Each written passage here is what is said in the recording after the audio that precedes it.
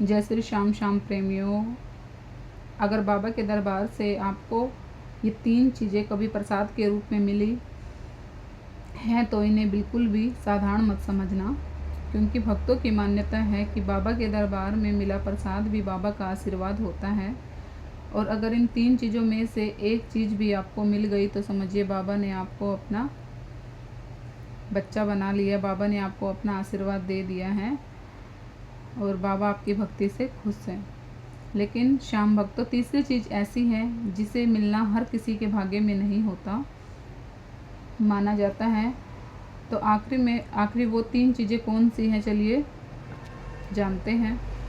सबसे पहली चीज़ है बाबा के दरबार का फूल या फूलों की माला।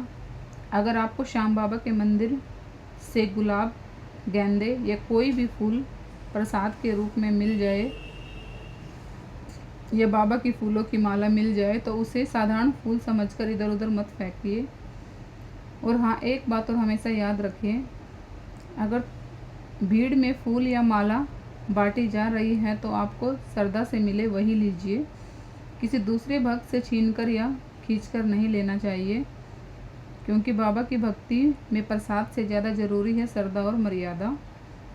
अगर आपको गुलाब का फूल मिला है बाबा के प्रसाद में और आपके घर में कोई बच्चा है या पढ़ाई में अगर कमज़ोर है, मतलब सही से पढ़ाई में चल नहीं रहा है, तो आपको उसकी किताब में, आपको उसकी बुक में वो गुलाब का फूल रख देना है, या अलग पत्तियां भी अलग अलग करके गुलाब के फूल की आप रख सकते हो। तब तक उस फूल को किताब में ही रहने देना, तब तक वह सूख न जाए। सूखने के बाद उसको वहाँ से हटा लेना।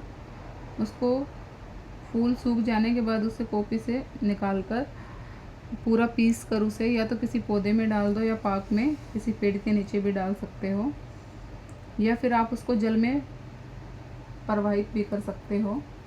लेकिन उस फूल को आपको इधर उधर फेंकना नहीं है, इससे बाबा का अपमान होता है। धीरे धीरे जो अगर आपका बच्चा है उसका पढ़ाई में मन लगने लगेगा, उसमें आप बदलाव महसूस करोगे। और अगर बाबा के दरबार से फूलों की माला मिली है तो उसे खुद पहनने की बजाय बाबा का प्रसाद मानकर अपने घर के मंदिर में रखिए। अगर आप माला को खुद पहनते हैं तो वो बाबा का अपमान होता है। क्या बाबा को अपने समान समझते हो? फूलों की माला जो बाबा के प्रसाद में मिली है, जब तक माला ताज़ी है श्रद्धा से उसकी पूजा कर सकते हैं, और जब माला सूख जाए तो उसे सम्मानपूर्वक गमले की मिट्टी में या किसी पेड़ के नीचे डाल दीजिए। चलिए बात करते हैं दूसरी चीज़ कौन सी है। अगर आपको बाबा के मंदिर में इत्र प्रसाद के रूप में मिलता है तो उसे भी बहुत सम्मान से रखिए। भक्तों की श्रद्धा के अनुसार आप उसे कुछ समय तक बाबा को ही अर्पित कर सकते हैं। आपको जो इत्र मिला है आपको उसे 3 दिन तक बाबा को लगाना है। सिर्फ श्याम बाबा को ही लगाना है, किसी और भगवान को नहीं लगाना। अपने ऊपर इत्र का प्रयोग नहीं करना। जब इत्र की बोतल खाली हो जाती है, शीशी खाली हो जाती है, तो उसे इधर उधर नहीं फेंकना, इससे भी बाबा का अपमान होता है।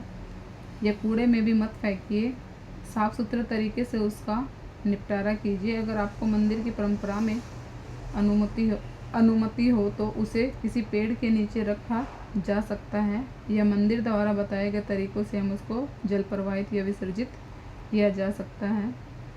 अब बात करते हैं तीसरी और सबसे महत्वपूर्ण चीज़ की, जो कि जिसको भी प्राप्त होती है वो बहुत ही भाग्यशाली होता है। श्याम भक्तों, बाबा का बागा आपने सुना ही होगा कि बाबा का बागा मतलब लोग तरसते हैं जिन्हें मिलता भी नहीं है। वो बहुत ही किस्मत वालों को, बहुत ही भाग्यशाली इंसान को मिलता है। भक्तों के लिए बहुत ही खास और भावुक बाबा का बागा प्राप्त करना भक्तों के लिए बहुत ही खास और भावुक पल माना जाता है। हर भक्त को बाबा का बागा मिले एक ज़रूरी नहीं है। अगर आपको श्याम मंदिर या किसी भी मंदिर से बाबा का बागा मिले, की तरफ से प्रसाद या अनुमति के रूप में बाबा का बागा मिलता है, तो उसे हमें सम्मान से संभाल कर रखना है। बाबा का बागा लाल, पीला, केसरी या किसी भी रंग का हो सकता है। वो मंदिर के पुजारी के ऊपर या मंदिर की परंपरा, वहाँ की व्यवस्था पर निर्भर करता है। कई श्याम भक्तों की मान्यता है कि बाबा का बागा मिलना बाबा की विशेष कृपा और आशीर्वाद का प्रतीक है। कुछ भक्त इसे अपनी पूजा स्थान या तो आप अपने मंदिर में भी रख सकते हो, अपने पर्स में रख सकते हो, अपने अलमारी या लॉकर में कहीं सुरक्षित जगह पर बाबा के बागे को रखा जा सकता है, रख सकते हो। ये नहीं है कि आप बागा तो ले आए और उसको इधर उधर आप फेंक रहे हो, नहीं। बाबा का बागा कोई साधारण चीज़ नहीं है। शाम वक्त तो सच में विश्वास कीजिए।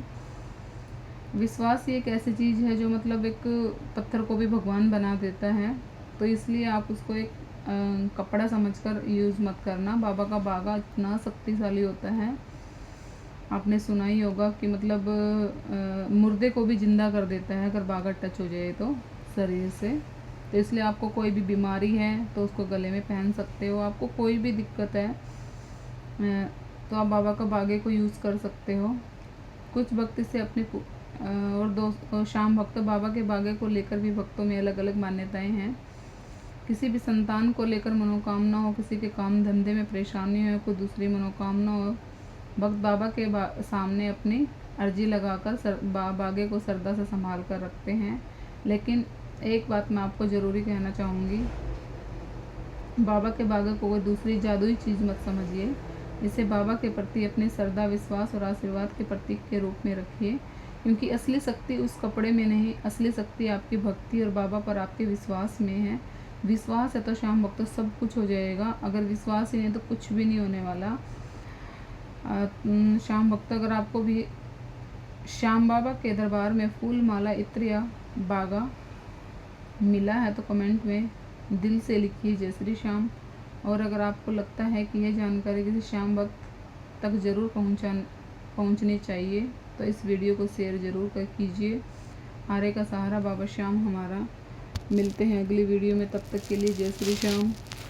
एक जयकारा कमेंट में श्याम बाबा के नाम की ज़रूर लगाइए। बोले हारे के सहारे की जय।